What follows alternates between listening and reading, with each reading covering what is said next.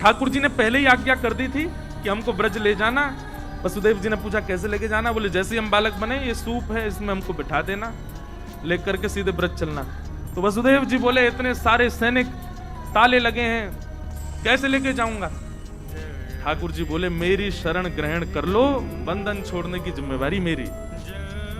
लोग कहते ठाकुर जी को सूप में बैठा करके जैसे सिर पर धारण किया, चट चट चट सारे ताले खुल गए, सैनिक गहरी नींद में सोए हैं। भगवान बोले सारे बंधन खुल गए, लेके चलो। और वसुदेव जी धीमी चाल से ठाकुर जी को लेकर के चल रहे हैं महाराज। जैसे ही ठाकुर जी बाहर पधारे मथुरा के कारागृह से, आकाश में देवता खड़े होकर के भगवान का दर्शन करें और देवताओं ने स्तुति गाई। सत्यम व्रतम सत्य परम त्रिसत्यम सत्यश्च योनिम निहितम च सत्ये सत्यस्य सत्यामृत सत्य नेत्रम सत्यात्मकम त्वाम शरणम प्रपन्ना। ध्यान पूर्वक महाराज, भागवत में तो इतना सुंदर वर्णन है कि आज हिंसक जीव भी आपस में मित्र हो गए। शेर भी दौड़ रहा है ठाकुर जी के दर्शन करने के लिए, हिरन भी दौड़ रहा है। तभी हिरन ने आकर के एक लात मारी शेर में, पीछे हट, मैं पहले करूंगा। शेर बोला मानता नहीं, तेरा मेरा ब्रेकफास्ट है तू। बोले आज भाई हमारे ठाकुर जी का जन्म हुआ है, आज दोनों भाव से दर्शन करेंगे। और दोनों मित्र बनकर दर्शन कर रहे हैं। मंदम जलधारा गिर रही थी कि कोई हमारा शत्रु नहीं है। जिस दिन ठाकुर जी प्रकट हुए उस दिन ऐसी स्थिति हो गई, ऐसा स्वभाव हो गया। मंदम मंदम जलधारा गिर रही थी, तभी शेषनाग आए और पीछे से छतरी बना करके ठाकुर जी के पीछे चलने लगे। वसुदेव जी को इन सब भावों का अनुभव नहीं, वो तो ऐसे भाव साम्राज्य में चले, उनको पता ही नहीं चल रहा क्या हो रहा है। गोकुल जाने के लिए देखा बीच में यमुना जी, आज यमुना जी में समुद्र की तरह उफान भर रही हैं। क्यों? क्योंकि यमुना जी सब नदियों से कहती हैं कृष्ण मेरे पति हैं। नदी कहती चल झूठी, झूठ बोलती है। बोले अगर विश्वास नहीं होता तो आज अष्टमी के दिन मेरे पतिदेव जन्म लेंगे, उसी दिन दर्शन करा। तो आज भारत की सारी नदियां यमुना जी में हैं। आज भी महाराज जी ये भावना रखी जाती है कि जन्माष्टमी के दिन अगर आपने यमुना जी को प्रणाम किया तो भारत की सर्वांगीण नदियों को प्रणाम हो जाए। वृंदावन में आज अद्भुत समय है, वृंदावन में सारी नदियां हैं आज वृंदावन में। जैसे ही जाने लगे वसुदेव जी, यमुना जी ने विचार किया हमारे पतिदेव आए हैं, पैर तो छू लें। यमुना जी जैसे ही ऊपर आने लगी, ठाकुर जी बोले अरे देखना आ रही है ससुर जी चल लेंगे, उठी उठी आ रही है ऊपर को। अरे वसुदेव जी नेक तो लज्जा कर ले। बोले आप चरण दे दो। ठाकुर जी ने पलना वो सूप में से अपना चरण बाहर निकाला। यमुना जी ने एक हिलोर भर करके चरण स्पर्श किया और मार्ग प्रदान कर दिया। वसुदेव जी चलते जा रहे, गोकुल पहुंचे। भगवान का सबसे पहला दर्शन गोकुल में किसने किया बता? हमारे पूज्य नाना जी बताते थे, यमलार्जुन वृक्षों ने। बोले सब तो सो रहे थे, वो दो वृक्ष लंबे खड़े, उन्होंने ही सबसे पहले ठाकुर जी को देखा। ये कि यशोदा मैया ने एक नहीं दो बालकों को जन्म दिया है। ट्विंस हुए यशोदा मैया के, एक लाली और एक लाला। और जो लाला जन्म लिए हैं वो कौन है? वही नंदनंदन श्री कृष्ण है। और सूप में बैठ के जो आए ये कौन है? ये देवकी नंदन श्री कृष्ण है। वसुदेव जी जैसे ही पहुंचे तो वसुदेव जी को नंदनंदन कृष्ण दिखाई नहीं दिए। आपने जैसे ही अपना लाला वहां पधराया तो नंद नंदन कृष्ण और वसुदेव नंदन कृष्ण दोनों एक हो गए, एक में ही विद्यमान हो गए। और आप लाली को लेकर, अब इसके प्रमाण बहुत सारे हैं उसमें नहीं जाएंगे, लाली को लेकर के वसुदेव जी वहां से मथुरा को प्रस्थान कर गए।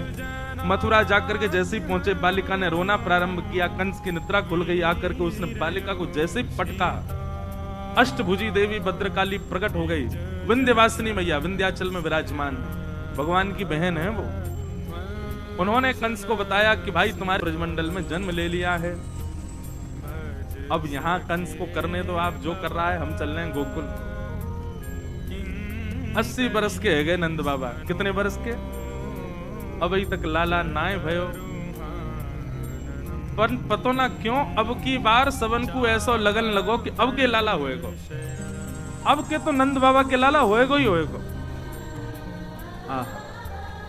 नंद बाबा की दो बहन है, नंदा और सुनंदा। दोनों 6 महीना थी डेरा डाल के पड़ी हैं वहीं पे। जब तो पता चलिए भाभी हमारी गर्भ से हैं तब से वहीं पड़ी हैं। क्यों? अब के लाला होएगो तो भैया नवलखा हार प्रदान करेंगे। सेवा कर रही हैं खूब नंदरानी यशोदा की। आज सुबह को समय है गयो, सूर्य उदय है गयो, लेकिन अभी तक यशोदा मैया उठी नहीं। जो ब्रह्म मुहूर्त में उठ जाए अभी तक ना जगी। नंदा सुनंदा दोनों ने प्रवेश किया और जैसे भीतर प्रवेश करके देखो तो महाराज यशोदा मैया के बगल में नेक सौ लाला मुख तक चदरिया ओढ़े और कुल बुलाए रहे हो है। क्या कर रहे हो है? कुल बुलाए रहे हो। कुल बुलाए नो मतलब अपने हाथ पाम चला रहे है और मुख से ऐसी आवाज, छोटे छोटे बालकों की आवाज आती ना, ऐसी थोड़ी थोड़ी आवाज कर रहे हैं। ठाकुर जी बेचैन हो रहे हैं। और लाल जी हैं कैसे? बोले ऐसे लग रहे हैं मानो जैसे कोई नीली मणि रखी हो। ठाकुर जी का बहुत दिनों तक जब नामकरण संस्कार नहीं हुआ तब तक यशोदा मैया नीलमणि कह करके पुकारती, नीलमणि। नंदा सुनंदा ने जाकर के जैसे देखे, और भैया हमारी भाभी के तो बालक भयो है, लाला है कि लाली? मैं देखो तो। सुनंदा बोली अब बात का फर्क पड़े, कोई भी हो। नंदा बोली देख लाली है वैसे कोई दिक्कत ना है, पर हम दोनों बुआ, हम कान मरोड़ सकें, मार सकें, पीट सकें, डांट सकें, काम करवा सकें। कौन थे? लाला थे। लाली तो कोमल हो गए, वहां से थोड़ी करवाएंगे जी सब काम।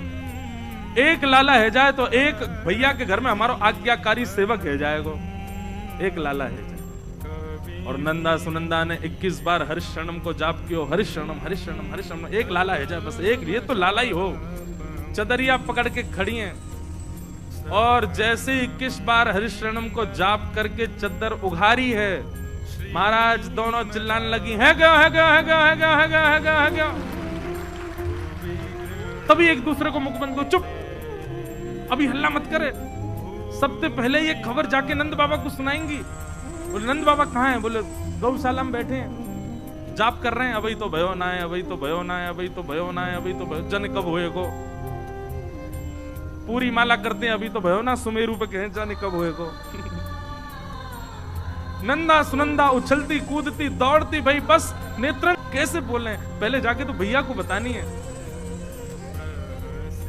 गौशाला में बैठे हुए श्री नंद बाबा बूढ़े गए। नंदा सुनंदा ने दोनों ने हाथ पकड़े और घेर में लेकर के दोनों घूमने लगी। बाबा है गयो है गयो है गयो है गयो है गयो है गयो। नंद बाबा बोले कहाँ भयो? बोले पहले जे बताओ हमको कहाँ मिलेगो। बाबा बोले पहले तू बता तो कहाँ भयो? नहीं नहीं नहीं, पहले जे बताओ हमको कहाँ मिलेगो। बोले तू जो कहेगी सो दूंगा, पहले बता भयो का। नंदा सुनंदा भाव में भर गई, नेत्रों से अविरल अश्रुधार गिर रही है और दोनों लिपट करके नंद बाबा से कह रही हैं भैया आपने इतनो यज्ञ कियो, इतनो जप कियो, इतनो दान पुण्य कियो, ब्रजवासीन की सेवा करी, इन सब के फलस्वरूप आपके घर नीलमणि जैसो लाला भयो है, बधाई हो। आहा, नंद बाबा ने जैसे ही सुनी लाला भयो, पहले तो बाबा अनकॉन्शियस है गए, होश ही नहीं है, कहां पैर रख रहे हैं, कहां बैठ रहे हैं। नेत्रन से अविरल अश्रुधार गिर रही है। बोले सही बता बहन? बोले हाँ बाबा, अब रो मत, अब जल्दी तैयार है जाओ, जल्दी आओ, बधाई गाएंगे, उत्सव मनाएंगे, पूरे ब्रजमंडल में न्योता करेंगे। नंद बाबा ने कछु ब्रजवासी बुलाए और कही भैया सवन ते जाके क्या अपने सब चूल्हे बुझा दें, अब तो सवन को भोजन नंद भवन में होगा, सबको जाके बताए दियो। नंद भवन में लाला भयो है और बाबा ने छलांग मारी यमुना जी में, स्नान करके पीली बगलबंदी पहनी, पीली धोती पहनी, लाल पटका डारो, सिर पर पाग पहनी, पीरो पीरो चंदन लगा करके, आंखन में काजर लगायो, मूछन में इत्र लगायो। लाइयो रे छोरा दर्पण, कैसा लग रहा हूं? बोले बाबा दुल्हा से लग रहे हो बिल्कुल। आहा, नंद बाबा की चाल ही अद्भुत है गई, पूरे ब्रजमंडल में आनंद है। जाकू भी पतो चले, भागवत जी में वर्णन है, जिसको भी पता चलता है कि नंद भवन में लाला हुआ है, उसके हृदय में उतना ही सुख है जितना सुख श्री नंद बाबा जी। मतलब सब नंद बाबा जैसे हो गए, जो सुने वही नाचने लगे, सब अपने घर पे बंधन बाहर बांध रहे हैं, सब अपने अपने घर में एक दूसरे को हृदय से लगा के अरे बधाई हो, हमारे घर हमारे नंद भवन में लाला भयो है। महाराज ब्रजवासीन को जैसे ही पता चली लाला भयो है, सबरे माखन ले लेकर के आए, मिश्री के बामे गोला बना बना करके एक दूसरे पर उछालन लगे। ये तो बताए जा रहा है सबन को कि भैया लाला भयो है। एक 80 बरस की 90 बरस की अम्मा ने करके आई,